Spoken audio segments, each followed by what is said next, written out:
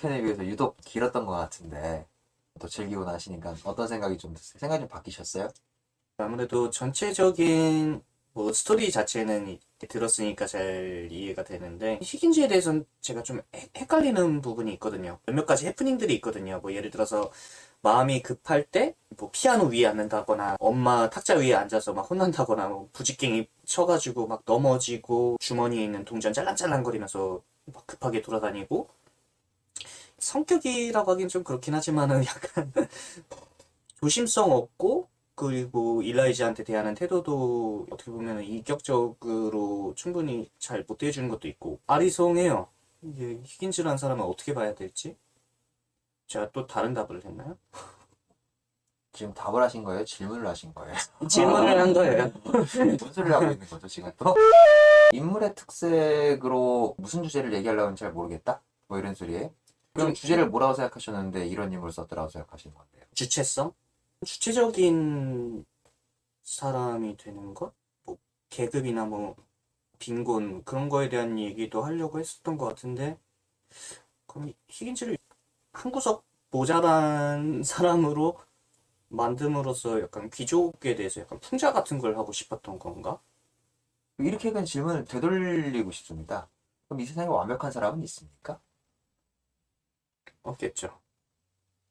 없죠. 없다고 생각해요.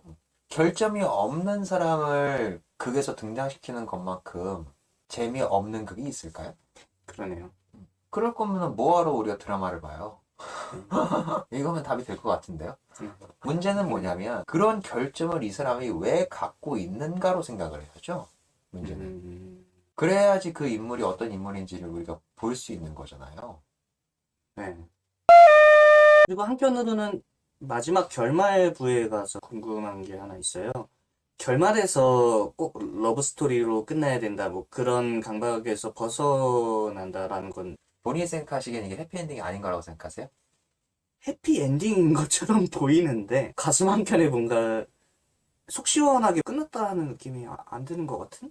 그러니까 속 시원하게 끝난 것 같지가 않다. 네. 그러면은 그 속 시원하게 끝나려면 어떻게 끝났어야 되는데요?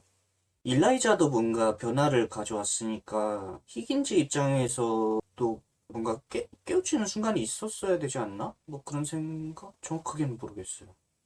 이 질문을 왜 했냐면 요때 당시에도 이게 굉장히 요 이슈 때문에 핫했습니다. 그리고 수많은 연출가 그리고 이제 판권으로 사서 뮤지컬화하고 영화화하고 하는 모든 이 제작사들이 결말을 쇼가 써놨던 요 피그말리온식으로 낸 공연이 단 한 편도 없어요. 그래서 쇼가 굉장히 분노했거든요. 그래서 쇼가 후일담을 달았습니다. 그 후일담의 첫 서문이 그래요. 내가 도대체 내 작품에 대한 해석과 더불어 이 후일담을 정말이지 왜 다는지 나도 모르겠다. 그런데 세상에 나의 뜻을 너무나 곡해하는 사람들이 너무나 많아서 굳굳이 이 해설판을 단다. 라는 식으로 이제 후일담을 시작하거든요. 왜냐하면 이런 사건이 왜 일어났냐면 일부에서도 잠깐 얘기했지만 그 당시에는 남성들의 마음을 자극하는 멜로드라마들이 굉장히 기승을 부렸다고 했잖아요. 그리고 피그말리온이라는 서사 자체가 남성이 자신이 완벽하게 원하는 여성상을 조각해서 함께 부부화되는 신화를 모티브를 갖고 있다 보니까 그때 당시 이 예술가들이 이 피그말리온 설화에 굉장히 열광했다라고 제가 말씀드렸죠. 그리고 멜로드라마에 이런 요소들이 계속 삽입되는 쇼는 그것을 굉장히 나쁘게 본 사람이에요. 왜 신화를 저렇게 해석하지? 왜 여성을 잡고 남성의 부속물로만 묘사하려고 하지? 오비디우스가 쓴 변신 이야기에 담겨있는 피그말리온 신화는 그런 지점만 있는 게 아닌데 라는 문제의식이 있었던 사람인 것 같아요. 그래서 그 피그말리온 속에 담겨있는 이야기는 남성의 시선, 피그말리온의 시선에서 볼 것이 아니라 갈라테아 시선에서 봐야 된다 라는 새로운 시각을 제시했다는 데인 거거든요. 그래서 고의적으로 마지막에 화해를 안 시키는 엔딩을 선택을 한 거예요. 요걸 점강법이라고 하거든요. 극작 용어로는. 그러니까 안티클라이막스라고 하는데 클라이막스라는 것이 이렇게 가다가 결국에는 해로하게 되는 그래서 클라이막스에 올라가면은 해로하게 돼서 행복하게 살았답니다 라는 게 멜로드라마의 전형적인 도식이잖아요. 이대로 가서 문제점이 일어나고 서로 이해 못하다 온다고 할지라도 그때 당시에 이 영국 이 상업극을 보시던 모든 귀족층이라던가 이런 사람들이 원하던 결말은 이 둘이 어쨌든 남녀 간의 관계는 둘이 원하지 않는다고 할지라도 화해를 하길 바랄 거 아니야. 화해를 해서 인간적으로 문제가 없는 상황을 만들어줘야 관객들은 찝찝함을 갖지 않고서는 이 극장을 떠날 수 있게 되는 거 아니겠습니까? 아마 우리 도토리님이 그런 찝찝함을 느끼고 계신 것 같은데 이 시기에도 정확하게 그런 문제가 있었던 겁니다. 그래서 피그말리오는 초연 때부터 대박이 났던 이 작품이거든요. 초연 때 그 초연에서 맡았던 남자 배우 이름이 제가 지금 정확히 기억이 안 나는데 뭐 비오봄 어쩌고저쩌고 것 같아요. 그 남자 배우가 연습 때에는 쇼가 시킨 대로 하다가 첫 공연에서 난데없이 일라이자한테 꽃을 전해주는 이 애드립을 해버립니다. 그러니까 화해를 했다라는 암시를 할 수 있는 액션을 해버린 거예요. 쇼가 여기에 어마어마하게 분노를 하거든요. 왜 네 멋대로 배우 주제에 네 멋대로 이걸 바꿔버려? 왜냐면 쇼가 원하는 게 그거거든요. 일라이자랑 히긴스는 절대로 화해를 해서는 안 되는 거예요. 히긴스가 그녀에게 화해 제스처를 취하거나 혹은 일라이자가 히긴스에게 다시 화해 제스처를 취하게 되는 순간 결국엔 과거에서 그 사람들이 파놨던 남성 위주의 연애 서사 그리고 남성 위주의 가부장제 역할 속에서의 남자 여자의 관계 이것을 깨닫게 할 수 있는 요소가 아무것도 없어지게 되는 거거든요. 다 무화되는 거거든요. 그런데 멜로드라마적 요소에서는 그렇게 흘러가지 않으면 클라이막스라고 부를 수가 없잖아요. 그러니까는 고의적으로 안티 클라이막스를 쓴 겁니다. 클라이막스로 가면 갈수록 나는 더 이것을 파국으로 만들어 버릴 거야. 라고 고의적으로 그래서 화해를 안 시키는 거거든요. 그래서 아주 잔문의 후일담을 답니다. 그 후일담 속에서는 그때 화해 안 해가지고 결국에 일라이자는 프레드랑 결혼하게 될 거다. 이런 삶을 살게 될 거다. 라고 하면서 그 후에서도 후일담 에피소드들을 이제 쭉 진짜 거의 본편에 버금낼 만하게 그런데 내가 지금 이 얘기를 왜 풀어줘야 되는 거냐. 이게 현실에서 일어나고 있는 일인데. 라고 이렇게 역설하는 거죠. 그 문제점을 보라고 내가 이런 문제극을 썼는데 왜 그거를 또다시 이상향에 있는 남녀 간의 해피엔딩으로 자꾸 이끌어가려고 하느냐 라는 본인의 신경을 담아가지고 후일담을 달거든요. 그러니까는 쇼가 집중했던 피그말리온 설화 속에서는 중요한 거는 갈라테이아입니다. 사실 피그말리온이 아니에요. 피그말리온이 만들어서 생명력을 갖게 된 갈라테이아는 하나의 인격이고 하나의 인간이란 말이에요. 그 인간, 하나의 독립된 인간, 그 주체는 그 자체로 고귀한 존재가 된 거 아니에요. 누구에 의해서 태어났든. 만약에 피그말리온이 여전히 갈라테이아에게 창조자로서의 권리를 계속 부여하면서 너 내가 만든 애야.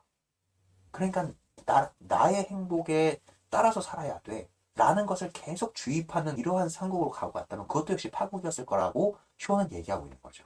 만약에 그 논리가 정당하다면 우리는 현대에 있는 기독교의 가르침을 절대 무시해서는 안 되는 거예요. 우리 하나님의 피조물이잖아요. 그렇게 되면. 그러면 하나님이 시키는 대로 살지 않으면 우리는 가치가 없게 되는 거거든요. 그리고 거기에 그렇게 얽매여 살 필요가 없다는 걸 우리 현대인들은 이미 다 알고 있죠. 그러다 보니 만약에 마지막을 화해하는 장면, 그 당시 대중들이 원했던 화해하는 장면으로 바꿔놓게 되면은 그때 당시에 담길 수 있는 메시지는 아무것도 없이 다 무화돼 버리고 피그말리온이 만들어 놓은 갈라테이아는 갈라테이아로 다시 변신할 수 없고 생명력을 얻을 수도 없으며 결국에는 그냥 히긴스가 부려먹는 노예처럼 애완동물처럼 셰익스피어에 나오는 페로스페로 그 마법사가 켈러벤을 그 괴물로 만들고 노예처럼 부리잖아요. 켈러벤으로 만드는 거랑 다르게 뭐가 있냐는 거예요. 하나의 존귀한 인간으로 남기 위해선 갈라테이아는 갈라테이아로 남아야 된다면 마지막에는 일라이자는 히긴스와 이별할 수밖에 없는 공식을 만들어줄 수밖에 없는 거죠. 그런데도 불구하고 피그말리온을 만든 수많은 뮤지컬이라던가 할리우드 뮤지컬 혹은 뮤지컬 영화라던가 이런 것들을 보면 엔딩을 쇼가 원하는 대로 해놓은 게 한 편도 없습니다. 초연 때는 배우가 깽판 쳤죠. 두 번째로 미국 뮤지컬 제작사가 이걸 또 가져가서 한 적이 있거든요. 그때는 또 엔딩에서 그렇게 바꿔놔요. 그게 다 끝나고 나서 히긴스가 마지막에 자기 집으로 돌아오거든요. 자기 서재에 이렇게 탁 해가지고 깊은 고민에 빠져있는 장면을 보여줘요. 그런데 저 뒤에서 일라이자가 자기가 던졌던 슬리퍼를 이렇게 수습해가지고 들어오는 장면. 그러니까 어떻게든 화해를 시키고 싶은 거야. 팔아먹는 사람들 입장에서. 그래야지 팔릴 테니까, 사람들. 그런 것도 익숙한 소재니까. 여기에 쇼가 또 분노합니다. 그래가지고 영화판. 그래가지고 이게 영화 공식판이야? 라고 해서 또 출판합니다. 이런 식이거든요. 그렇게 쇼는 이제 계몽에 관심이 많았던 거예요. 계몽적인 부분에 관심이 많았다는 걸 또 증명하는 또 하나의 그 이정표가 이 피그말리온을 또 이렇게 계속 이것을 상업화시켜가지고 팔아먹는 사람들과의 싸움처럼 보이죠. 영국이나 혹은 그때 당시 유럽 서구 대륙에서 미학적 심판관 역할을 맡았던 단체가 있거든요. 그게 신고전주의가 그때 당시 굉장히 기승을 부렸는데 아리스토텔레스, 그러니까는 그리스 로마 신화 때부터 쭉 내려오던 그 아리스토텔레스의 시학, 여기에 벗어나는 작품들을 다 이단으로 규정하는. 그래서 저건 예술이 아니야. 라고 하면서 그런 데서부터 막 이게 왜 이런 거를 안 하면 예술이야. 왜 그런 걸 꼭 지키면서 해야 돼? 그런 법칙을 하면서 막 벗어나기 시작하거든요, 사람들이. 그러면서 근대로 넘어오게 되거든요. 그러면서 사실주의니 자연주의니 모든 예술사조가 막 뿜어나오기 시작합니다. 자기만의 규칙을 만들고 자기만의 어떤 예술론을 만들어가지고 뭐 선언문처럼 막 뿜어져 나오기 시작하거든요. 그러한 시대에 쇼가 나온 거예요. 그러니까는 쇼는 보기에 그러한 시대에 자기만의 주장과 자기 예술론을 막 뿜어내는 예술가들이 워낙 많아지다 보니까 되려 뭐가 없으냐. 예술을 통해서 우리가 이전의 고대 시대에는 예술이 교육적 목적, 사람을 인간으로 키워낼 목적도 충분히 감싸고 있었는데 자기 예술론만 계속 이렇게 막 뿜어내는 어떤 이런 것들을 계속 발전을 하다 보니까 우리들이 예술을 통해서 소중하게 얻어야 될 가치가 없어지고 있다. 이런 생각을 했던 것 같아요. 그러다 보니까 쇼는 그렇게 선물했다고 했습니다. 내가 피그말리온 썼던 이 작품은 내가 고의적으로 교훈적으로 썼다. 그리고 주제 또한 매우 무미건조한 것으로 평가되고 있기 때문에 나는 예술이 결코 교훈적이어서는 안 된다는 소리를 앵무새처럼 반복하는 현명한 척하는 자들의 머리 위에 기쁘게 이 극을 던지겠다. 이 극은 위대한 예술은 교훈적이라는 나의 주장을 증명해 줄 것이다. 라고 선물에 달아놨고. 멋있죠. 무엇보다 낭만, 사실, 자연주의에 대해 맹렬히 비판되었던 신고전주의의 법칙 중 교훈성. 그러니까 우리 그런 생각들 하잖아요. 예술은 그냥 즐길거리고 오락거리 아니야? 왜 예술에서 굳이 그렇게 막 학문적이고 교훈적인 요소를 찾아야 돼? 그냥 그건 엔터테인이지. 라고 생각하시는 분들이 있을지도 모르지만 그런 것들이 판치는 세상 속에서요. 예술이 가져야 될 기능 속에서 우리들이 인간을 발견하고 인간의 어떤 새로운 가치, 그리고 의문점, 문제점, 비판의식 이런 것들을 또 충분히 함유할 수 있어야 된다. 라고 생각했던 사람이 쇼거든요. 그래서 고의적으로 이런 안티클라이막스, 전강법을 씀으로써 자신의 주장을 새롭게 얘기하고 있는 것이죠. 그 쇼가 이런 생각을 하게 된 이제 뭐 이유는 초반에도 얘기를 하려고 했지만 작가 생애도 간략하게 이력을 알아보면 우리가 이런 것들 이해하기 편한데 이 사람이 영국 페이비안 협회 그 소속자거든요. 근데 이 페이비안 협회는 원래는 영국 신생활회라는 단체에서 시작된 협회예요. 이 페이비안 협회가 현대 영국 노동당의 전신입니다. 영국 노동당이 창설되기 이전에 그 영국 노동당의 철학이라던가 혹은 얘네들이 같이 맞춰야 될 강령이라던가 이런 것들에 대한 영향을 많이 줬던 단체가 페이비안 협회거든요. 요 페이비안 협회 소속의 버나쇼가 있었는데 여기 있던 사람들이 여러분들 들어보시면 굉장히 놀랄걸요. 철학자 버트런드 러셀, 경제학자 존 케인스, 그리고 소설가 H.G. 웰스, 타임머신 쓴 사람. 이런 사람들이 여기 모여가지고 앞으로 영국이 이끌어 나가야 될 이런 강령들을 제시하고 하고 있는 것들인데 그 영국 노동당 하면 뭐 제일 유명한 사람이 토니 블레어죠. 그 부시의 개라고 불렸던 뭐 부시의 푸들이라고 불렸던 토니 블레어인데 아무튼 그건 좀 흑역사인 것 같고 아무튼 그래서 이때 당시의 사람들은 그래서 이 페이비안 협회를 온건좌파라고도 이게 설명이 붙어 있는 걸 보이실 거예요. 온건좌파라는 게 뭐 무슨 소리냐면 교육을 통해서 국민들을 계몽시켜서 우리 영국을 좀 더 나은 사회로 만들어야 된다. 이런 강령을 갖고 있는 사람들인 거죠. 그렇다고 이제 쇼는 페이번 협회 소속이긴 했지만 정치 활동을 하지는 않았어요. 나는 내가 잘하는 희곡을 통해서 나의 메시지를 전달하도록 하겠다라고 해서 꾸준히 이 극작에만 전념을 하시는 편이거든요. 근데 쇼한테도 흑역사가 있긴 있어요. 제가 버나드 쇼 좋아하는 입장에서 이런 말 하기 좀 그렇지만 그래도 객관적으로 전달해야 되니까 쇼가 무솔리니를 찾아간 적이 있습니다.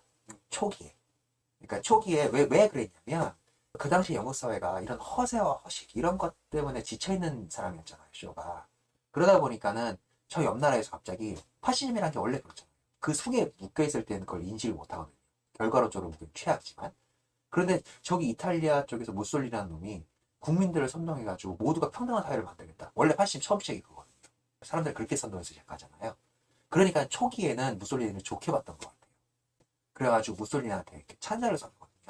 그게 버나쇼의 평생의 흑역사가 됩니다. 그래서 그 후에 이제 1차 세계대전을 일으키고 난리를 피잖아요, 얘들이. 그러니까 버나쇼가 나중에는 과거에 자기 실수를 인정을 합니다. 내가 사람을 잘못 봤다라고. 그래가지고 그것에 관해서 비판하는 희곡을 써요. 하지만 핵심은 항상 그거예요. 나는 희곡을 통해서 도덕적 혁명을 이뤄내고 싶다. 이런 허세와 처세가 넘쳐나는 이러한 세상 속에서 빈부격차가 갈수록 커져가고 아무도 이 현실을 바라보고 있지 않고 그렇기 때문에 아무것도 배우지 못하는 저 구석에 처박혀 있는 애들을 내 희곡으로 계몽시키고 그리고 이 희곡을 저들한테 기쁘게 보여줌으로써 이들한테 자기네들의 허세와 이 처세에 가득 찬 위선들을 다 벗겨내버리고 진정한 도덕심을 발휘할 수 있는 세상을 내가 만들겠다. 이러한 아주 당찬 인물이었거든요. 그걸 희곡으로 쓰겠다고 한 사람이었고. 그래서 쇼가 집중한 주제가 뭐냐? 그게 바로 제가 중간중간 계속 얘기했던 중산층 도덕입니다. 그거를 그 당시에 있던 귀족들이라던가 이런 사람들이 얼버무린 용어로 중산층 도덕이라고 얘기를 했거든요. 그러니까 중산층이라면 이 정도는 해야 되고 교육 수준은 이 정도 해야 되고 이 정도의 언어를 사용해야 하며 이런 재산을 가지고 있어야 하고 결혼할 때는 누구랑 해야 하고 이렇게 요구되는 그러니까 그것이 나라에서 정해놓은 법은 아니지만 누구나 통용되는 것들이 있잖아요. 근데 이러한 것들 여러분들도 요즘에 많이 느끼시죠? 아시아의 다들 남자랑 결혼할 때는 남자가 집을 해와야 된다느니 여자는 혼수를 해와야 된다느니 여자가 돈 더 많이 들어가면 네가 기회가 죽고 들어간다느니 뭐 이러한 사회적 편견들 그렇게 해서 남녀 사이를 더 갈라놓게 되는 그렇게 함으로써 신분을 재정립하려고 하는 이러한 편견들 속에 살고 계신 것 다들 익숙하게 느끼고 계신 거잖아요. 효는 정확히 영국시대의 그때 당시 중산층 도덕을 공격합니다. 그래서 효가 집중했던 주제들이 다 그런 것들이에요. 뭐 결혼, 신앙, 빈곤, 매춘, 그리고 일상의 민주주의 같은 것들. 그런 것들을 희곡에 담으려고 했던 거거든요. 이 피그말레소에서도 그래서 그렇게 나온 거죠. 부유한 집안에서 태어나 최고의 그 분야의 음성학으로 엘리트로 성장한 한 독신주의 남성. 실제 외모가 수려한 20대 초반에 배우지 못한 빈곤층 소녀를 성장시키는 이야기에 대비시킴으로써 수많은 에피소드를 만들어내고 교훈을 전달하려고 했던 거죠. 그래서 이런 문제점을 우리가 좀 더 자세하게 이해하려면 다들 알고 계신 분들 많이 있겠지만 사회학자 중에 페르 브루디에라는 사람이 있어요.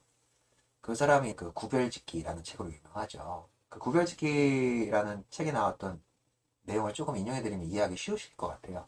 국가가 물리적인 폭력을 독점함으로써 평정된 평화의 공간. 그렇게 평정된 공간은 더 이상 물리적인 폭력이 아니라 자발적 자기 규율 혹은 자기 검열을 하려고 하는 상징 폭력들이 넘쳐나게 된다라고 설명을 하거든요.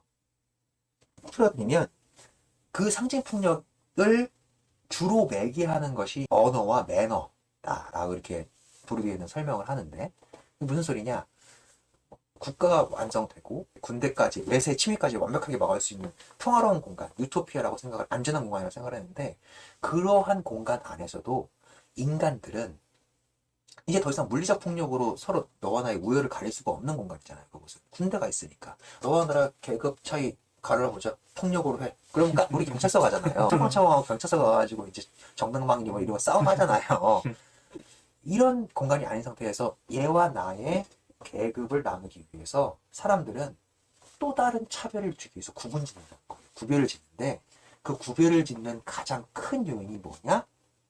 이때 당시에는 언어와 매너로서 저 사람과 사람 간의 구분을 지었다는 얘기예요. 아, 저거 지방 애들 있으나 이 시대에 교양 있는 사람이라면 표준어는 이렇게 구분해야지. 현대는 자본주의 시대니까 아, 얘 월세 사네. 강남에 아파트 한 채 정도 있어야지 중산층 아닐까? 라던가. 이런 식으로 구분짓기 시작한다는 거예요. 이게 브루디에가 고찰한 사회학적인 구별짓기의 메커니즘이거든요. 쇼가 이것을 아주 명확하게 파악하고 있었던 거죠. 그래서 브루디에는 이런 상지 폭력들을 네 가지의 범주로 나눠서 설명을 해요. 경제자본, 문화자본, 사회자본, 상징자본. 이 네 가지로서 사람들은 구별을 지음으로써 서로 어울릴 사람들을 골라 사귄다는 거예요. 또다시 차별이 발생한다는 거죠. 그래서 쇼는 이러한 문제점이 영국 사회에 여전히 반영해 있고 그것을 사람들에게 인식시켜주기 위해서는 여러 가지 문제점들을 다 우리가 주제로 다룰 수 있겠지만 피그말리온에서는 어떤 것을 내가 갖고 와야 좋을까? 아, 언어다. 라고 생각을 한 것 같아요. 고위층과 저 지방에 사는 사람들과 언어가 너무 다르다. 소통조차 되지 않는다.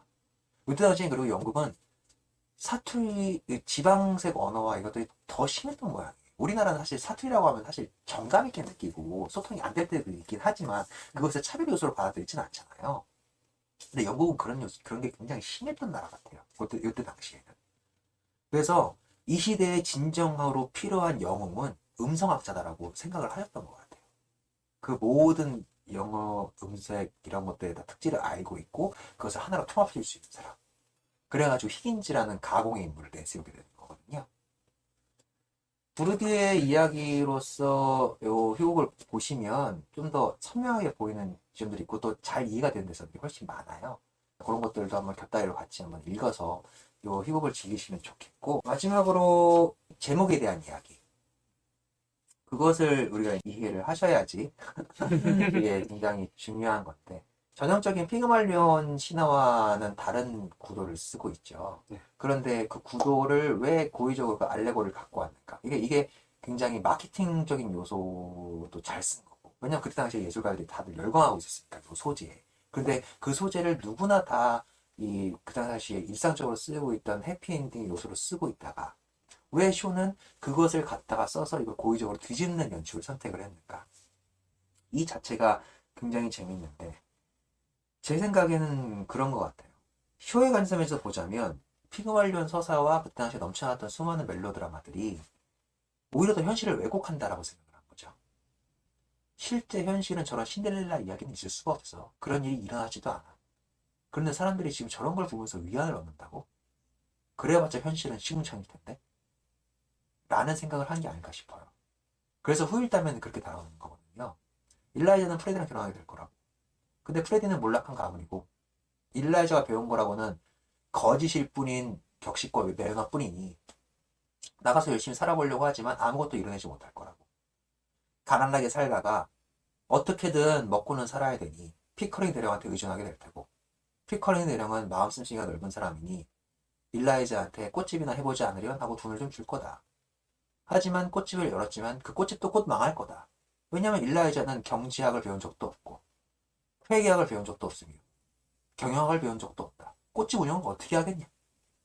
그리고 평생 몰락해가는 귀족 가문 내에서 현대사회의 자본주의로서는 아무짝에 쓸모없는 귀족 예절만 배우고 자란 그 멍청한 프레디가 꽃집 운영에 무슨 도움이 되겠냐. 그러니까 그 꽃집도 곧 망할 거다. 그렇게 그들은 적당히 애 한둘 낳고 거짓된 귀족의 명예와 그런 것, 그래도 우리는 서로 사랑했으니까 결혼했어라는 그 신락 같은 희망 하나 갖고 살아가거든. 라고 후일담을 달아놨어요. 씁쓸하네. 근데 그게 현실이잖아요.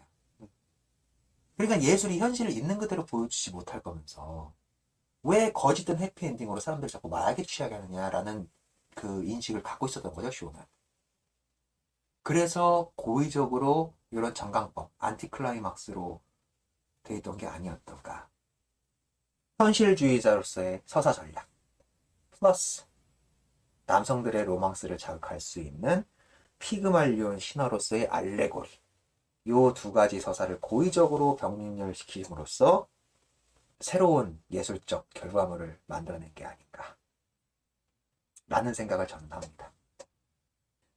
그럼에도 불구하고 매우 재밌어요. 위트가 넘칩니다. 유머가 위트가 굉장히 넘치고요. 예, 전 고전이고 읽었을 때도 재밌었지만 인간적인 모습들도 있고, 그런데 그냥 우리가 편하게 볼 수 있는 그런 드라마랑 매칭될 수 있는 부분들도 분명히 있었던 것 같아요. 한번 아직 안 보신 분들이 있으시다면은 읽어보시기를 권장해 드립니다. 번외적인 이야기인데요. 진짜 드리고 싶은 말이 너무 많아요. 이거 말고도 굉장히 많은데, 쇼가 히긴즈를 창조해낼 때, 그래 아까 뭐 인물 궁금해하셨으니까, 쇼가 히긴즈를 창조해낼 때 그런 생각을 했다고 해요. 봐라, 중산층 도덕 내에서 태어난 괴물이 히긴스다 라는 맥락의 말을 하거든요. 그게 무슨 소리냐면, 그렇게 요구된 사회 속에서 훈련된 여성들이 있고, 그리고 훈련된 남성들이 있을 거다. 그런데 그러한 격식과 매너와 언어와 귀족적 규율을 충분히 습득해내서 어떤 성취를 이뤄낸 여인이 히긴스의 어머니다. 그리고 히긴스의 어머니는 여인들만 모인 자리에서도 인정받는 여인인 거예요. 그런 어머니 밑에서 태어난 남아야. 그런 애가 히긴스인데, 걔가 커가지고 평생 자신의 배필상으로, 모든 남자들은 자신의 어머니상과 비교를 하잖아요. 결혼을 하려고 한다면. 그런데 그 당시에 최고의 여인이 자기 어머니였는데 젊은 여인들이 히긴스 눈에 들어오겠냐는 거예요. 그러니까 이런 사회 상황에서는 남자한테도 안 좋고 여자한테도 안 좋다는 거야. 그래서 고의적으로 그렇게 강박증이 있고, 어떻게 보면 여성에 대해서 안 좋은 시각을 가질 수밖에 없었던 이유는 역설적으로 히긴스의 어머니가 그 당시에 모든 남성들이 조악해 놀라고 했던 완벽한 갈라테아의 모습을 하고 있었기 때문이라는 거예요. 이런 데서 우리는 또 이 희곡의 또 다른 재미를 느낄 수가 있죠. 아무튼 여러분 즐거우셨으면 좋겠고요. 다음에 또 좋은 컨텐츠로 만났으면 좋겠습니다. 이상 말뚝이 도토리였습니다.